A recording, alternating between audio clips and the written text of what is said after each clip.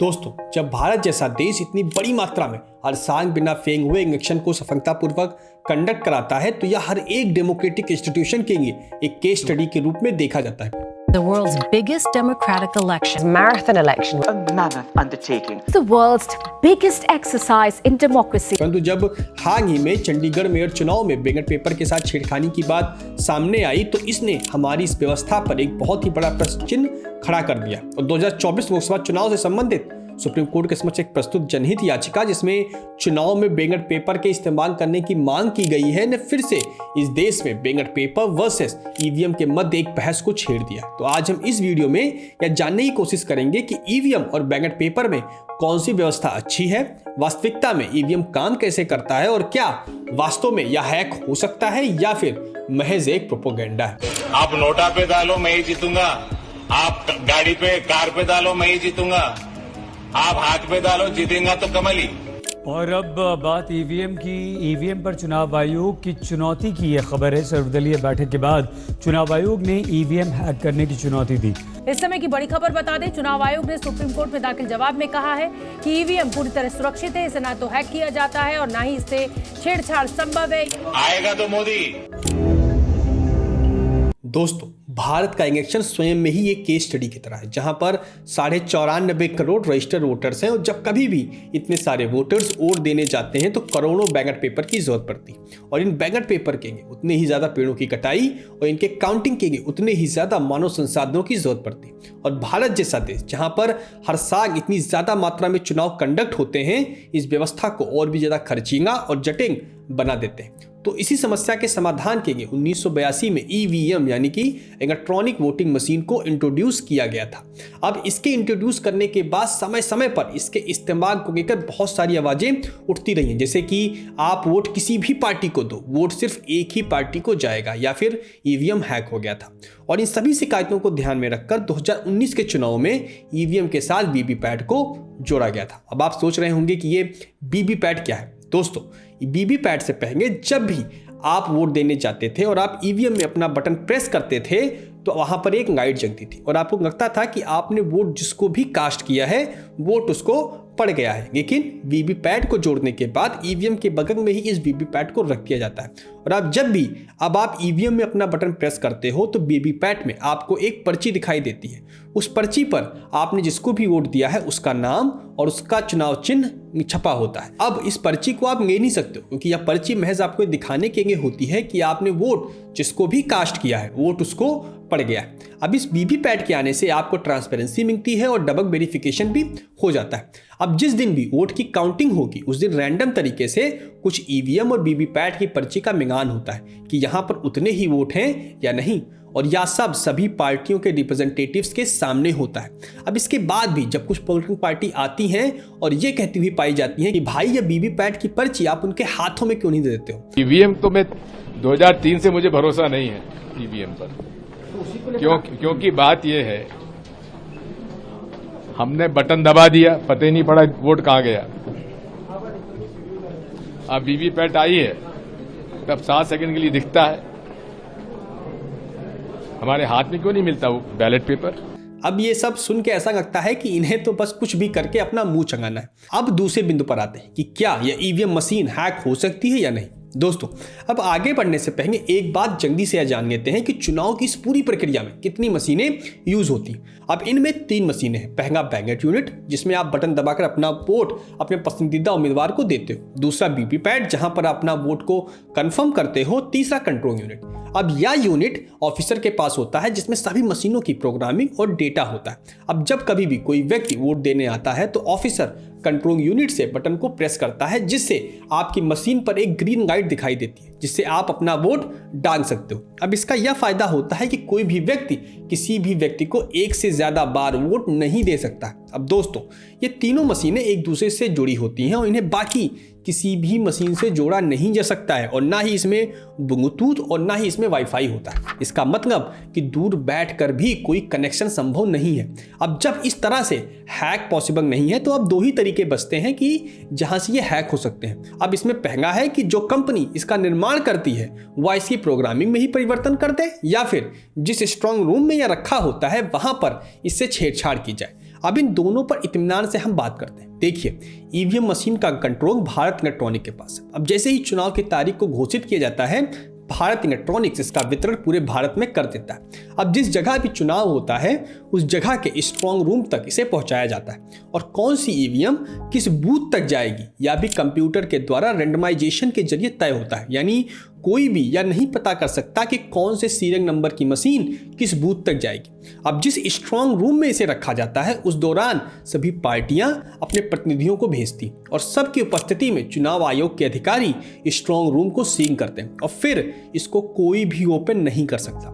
इस strong room में लगातार वीडियो रिकॉर्डिंग होती रहती है जिससे सभी राजनीतिक पार्टी कभी भी आकर देख सकते हैं। अब जैसे ही चुनाव की तारीख नजदीक आती है फिर उसे अपने अपने विधानसभा क्षेत्रों के स्ट्रांग रूम तक पहुंचाया जाता है। अब इसमें फिर वही प्रक्रिया अपनाई जाती है जो पहले अपनाई गई थी, यानी कि प्रतिनिधियों की मौजूदगी में ही सब कुछ होगा। अब यहाँ पर एक बात और है कि इन सभी मशीनों की एक यूनिक आईडी होती है और एक यूनिक आईडी को किसी पर्टिकुलर पोलिंग बूथ के लिए असाइन किया जाता है जहां पर हम सभी जाकर वोट देते हैं। अब जब भी यह मशीन पोलिंग बूथ पर पहुंचती है तो फिर सभी पोलिंग पार्टी के रिप्रेजेंटेटिव और अधिकारी इनका मिलान करते हैं। अब इन पोलिंग पार्टी के प्रतिनिधि और अधिकारी यह सुनिश्चित करते हैं कि सब कुछ ठीक है और यदि कोई गड़बड़ी पाई जाती है तो पूरी प्रक्रिया को वहीं पर रोक दिया जाता है। अब दोस्तों, कुछ गैर जिम्मेदार लोग ऐसे भी हैं जो ईवीएम का विरोध तो करते हैं पर उन्होंने अपने पूरी जीवन में कभी पोलिंग बूथ का चेहरा ही नहीं देखा। तो उनके लिए मैं बता दूं कि जो ये पोलिंग पार्टी के जो रिप्रेजेंटेटिव होते हैं ये बहुत ही बड़ी भूमिका अदा करते हैं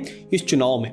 वे ईवीएम का वेरिफिकेशन से लेकर आपके वोटर वेरिफिकेशन तक का ध्यान रखते हैं। ये रिप्रेजेंटेटिव आमतौर पर पोलिंग बूथ के बाहर एक तंबू में बैठे रहते हैं। आप इन्हें जाइए और अपनी वोटिंग पर्ची दीजिए, वह लिस्ट में देख कर ये बता देंगे कि आपको किस बूथ पर जाना है और यदि आपके नाम के आगे पहले से ही टिक लगा हुआ है या फिर आपका वोट किसी और ने डाल दिया है तो ये आपकी मदद भी करते हैं। इस तरह से ये जो रिप्रेजेंटेटिव होते हैं ना, ये सुनिश्चित करते हैं कि इनके पार्टी को कोई भी वोटों का नुकसान ना हो। और जब कभी भी एक बार मशीन स्थापित हो जाती है तो मतदान शुरू करने से पहले इसका परीक्षण किया जाता है। इनमें सभी राजनीतिक दलों के प्रतिनिधियों को बुलाया जाता है और प्रत्येक उम्मीदवार के नाम पर पहले वोट डालने को कहा जाता है और इसका वेरिफिकेशन वीवीपैट से किया जाता है। अब यदि कोई भी एंट्री गलत निकलती है तो वोटिंग को फिर से वहीं पर रोक दिया जाता है और जब सभी प्रतिनिधि और अधिकारी सिग्नेचर करके अपनी सहमति दे देते हैं तब यह वोटिंग शुरू की जाती है और जब वोटिंग पूरी हो जाती है तो फिर से इसे इस प्रक्रिया से जो मशीन लाते वक्त अपनाई गई थी और वोटिंग शुरू करने के दौरान अपनाई की गई थी वापस स्ट्रांग रूम में ले जाते वक्त भी अपनाई जाती है और फिर सभी की उपस्थिति में उस स्ट्रांग रूम को सील कर दिया जाता है और फिर उसे काउंटिंग वाले दिन ही ओपन किया जाता है और फिर पूरे सिक्योरिटी के साथ काउंटिंग स्टेशन तक पहुंचाया जाता है। दोस्तों, जो लोग भी इनका विरोध करते हैं उनका यह कहना है कि आप मशीन को 1000 से 2000 वोटों तक ही टेस्ट करते हो और मशीन को इस तरह से प्रोग्राम किया गया होता है कि 1 लाख वोटों तक कुछ नहीं होगा और जब 1 लाख से ज़्यादा वोट पड़ जाएंगे तो सारे वोट एक ही पार्टी को जाना शुरू हो जाते हैं। अब दोस्तों, ऐसा करने के लिए आपको सबसे पहले चीज़ तो यह है कि जो भी पार्टी ऐसा कर रही है उसे बीच में ही मशीन को चुराना होगा और वह भी लाइव कैमरा, सुरक्षा और स्ट्रांग रूम को क्रैक करके और फिर इस पूरी प्रक्रिया की सुरक्षा व्यवस्था को क्रैक करके और फिर प्रोग्रामिंग को बदल कर मशीन को वापस वहीं रखना होगा। उसके बाद भी आपको यह भी नहीं पता चलेगा कि आपने जिस मशीन को चुराया था वह आपके ही निर्वाचन क्षेत्र में जाएगी। अब ऐसा एक ही तरीके से संभव है कि जिस व्यक्ति ने यह मशीन बनाई उसे यह पता होना चाहिए कि किस पार्टी को सभी वोटों का ट्रांसफर करना है और इसके लिए उसको यह पता होना चाहिए कि मशीन का क्रमांक क्या है और दूसरा कि पार्टी का क्रमांक उस मशीन पर कहां पर होगा, जो जानना बहुत ही कठिन है क्योंकि यह सीरियल नंबर सबसे आखिरी में जनरेट होता है। दोस्तों, अब कुछ लोगों का यह भी कहना है कि आप एक बार वोट दोगे तो वोट 2 बार पड़ेगा। दोस्तों देखिए, जो बैलेट यूनिट होता है ना, यदि आपके एक बार वोट दबाने से यदि वीवीपैट में 2 वोट आएगा तो काउंटिंग में मिसमैच से वोटिंग अपने आप ही रद्द हो जाएगी। अब इसमें यह भी बात कही जाती है कि जब वोटिंग खत्म हो जाती है तो उसके बाद सारे वोट बढ़ाए जाते हैं। अब दोस्तों, अब मैं यहाँ पे आपको बता दूं कि जब वोटिंग खत्म होती है तो प्रिसीडिंग ऑफिसर सभी पॉलिटिकल पार्टी के रिप्रेजेंटेटिव को एक जगह पर इकट्ठा करता है और सबके सामने मशीन को सील करता है और अब मशीन सील होने के दौरान पॉलिटिकल पार्टी के मेंबर यह नोट करते हैं कि किस मशीन पर कितने वोट पड़े थे। अब आप मान लीजिए कि किसी मशीन पर 15,000 वोट पड़े हैं तो अब वहां पर यह नोट होगा कि इस सीरियल नंबर की मशीन पर 15,000 वोट पड़े थे।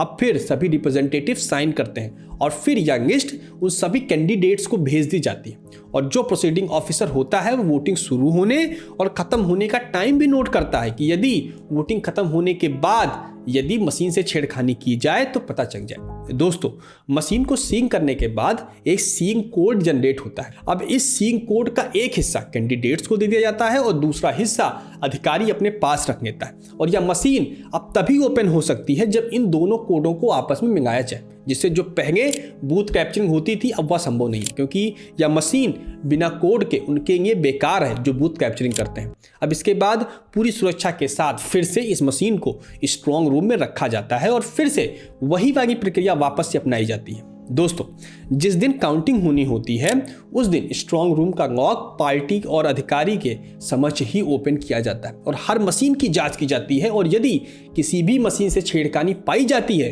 तो पूरी प्रक्रिया को वहीं पर रद्द कर दिया जाता है और यदि सभी पार्टी सहमत है तो सीइंग को ओपन कर वोटों की गिनती के लिए मशीन के सीरियल नंबर को भी मैच किया जाता है। उसके बाद यदि सब कुछ ठीक है तो मशीन को काउंटिंग सेंटर पर पहुंचा दिया जाता है और उसके बाद जब काउंटिंग शुरू होती है तो रैंडम तरीके से ईवीएम मशीन के वोट और वीवीपैट की सभी वोटों का मिलान होगा और यह मिलान सेम होना चाहिए। उदाहरण के तौर पर यदि किसी मशीन में भाजपा को 100 वोट पड़े हैं और कांग्रेस को 80, तो वीवीपैट में भी यह संख्या समान होनी चाहिए, यानी कि वीवीपैट की पर्चियों में भी भाजपा को 100 वोट होने चाहिए और कांग्रेस को 80। अब दोस्तों, इसमें आखिरकार होता यह है कि जो भी पार्टी चुनाव हार जाती है वह चिल्लाने लग जाती है कि मशीन हैक हो गई और यदि कहीं से कोई पार्टी अपनी सीट जीत जाती है तो वहां पर वह चुपचाप रहती है।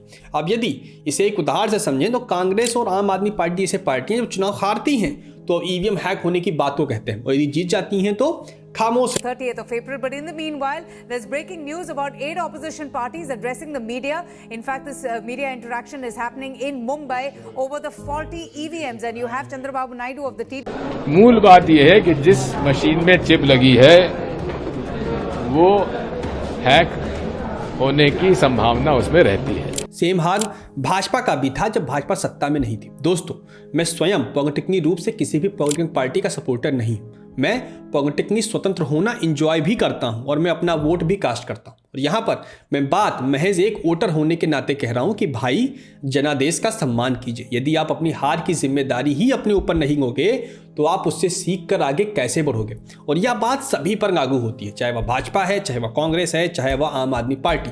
अब लाखों लोगों ने ईवीएम मशीन के बारे में बहुत कुछ कहा है कि भाई ईवीएम मशीन को हैक किया जा सकता है। अब इससे रिलेटेड आपने बहुत सारी बयानबाजी देखी होगी, बहस देखा होगा और वीडियो भी देखे होंगे, या फिर आप खुद इन सभी चर्चाओं के केंद्र बिंदु में बैठे होंगे। लेकिन मैं उस मामले की चर्चा करूंगा जिससे देश भर में सबसे ज्यादा चर्चा हुई थी। यह बात उस समय की है जब दिल्ली विधानसभा में आम आदमी पार्टी के एक सदस्य मशीन लेकर आए और उन्होंने पूरे देश के सामने यह प्रदर्शन करके दिखाया कि भाई ईवीएम मशीन को हैक किया जा सकता है। लेकिन जो यह प्रदर्शन उन्होंने दिखाया वह असली ईवीएम पर नहीं था, इसे ईवीएम की एक कॉपी पर दिखाया गया था। दोस्तों, ईवीएम मशीन के सारे पार्ट्स आपको अमेजॉन पर आसानी से मिल जाएंगे।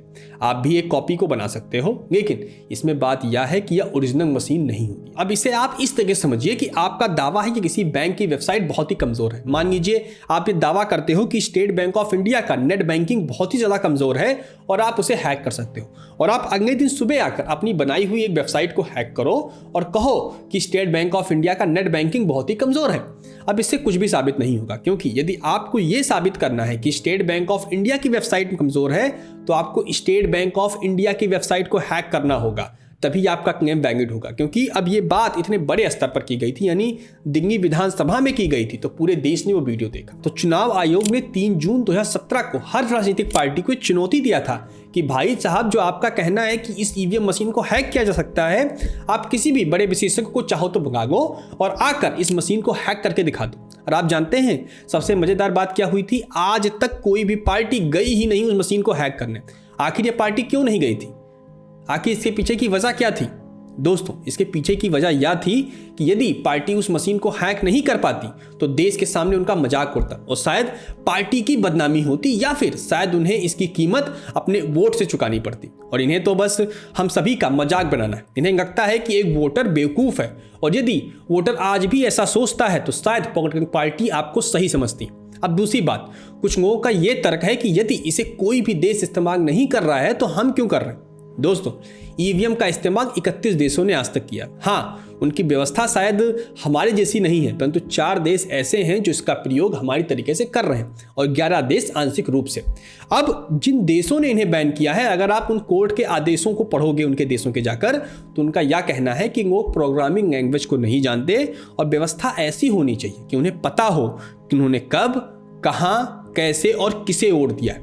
और हमारे देश की सुप्रीम कोर्ट ने कई सारे पीआईएम को रद्द किया है जो इसके बैन की बात करते थे। दोस्तों, दरअसल कोर्ट ने तो इसकी तारीफ की है और अब कोर्ट से बड़ा तो कुछ भी नहीं है।